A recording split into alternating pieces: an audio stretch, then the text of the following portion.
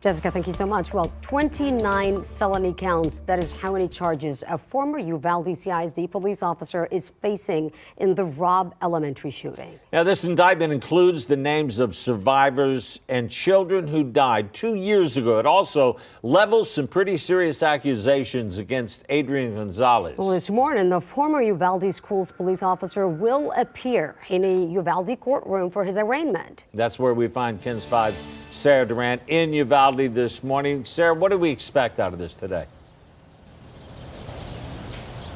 Barry, his San Antonio-based attorney Nico LaHood says his client is expected to plead not guilty this morning. We expect this to not go well with Robb families who have told us time and time again he did absolutely nothing to defend their children during this shooting.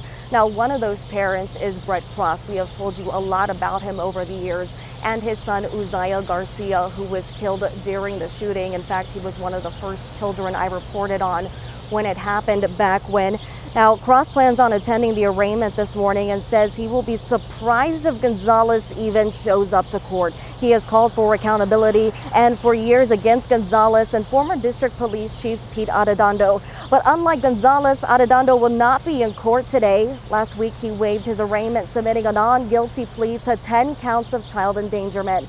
Gonzalez is facing a total of 29 counts of abandoning, endangering a child, and failing to follow active shooter training.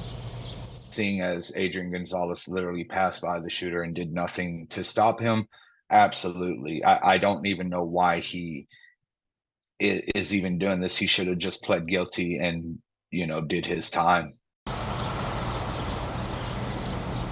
And Jesse Rizzo, uncle of victim Jackie Cáceres, is taking on a different tone when it comes to this hearing this morning. He says Gonzalez showing up in person and being judged in front of the public will be the step in the right direction. Now, this arraignment is set for 8:30 this morning at the Uvalde County Courthouse, which I am outside of. LaHood says they will be there to get an idea of what to expect from this case. So again, Adrian Gonzalez, former Uvalde CISD police officer, in court this morning. As for what's happening right now, we haven't seen a whole lot of activity this morning outside of the courthouse. We have seen some police officers barricading some of the streets off, as well as blocking off some of the doors to the building. Sarah and Barry, we also have a drone flying right above. Reporting live in Uvalde, Sarah Durant, KENS 5. Yeah, going to be in a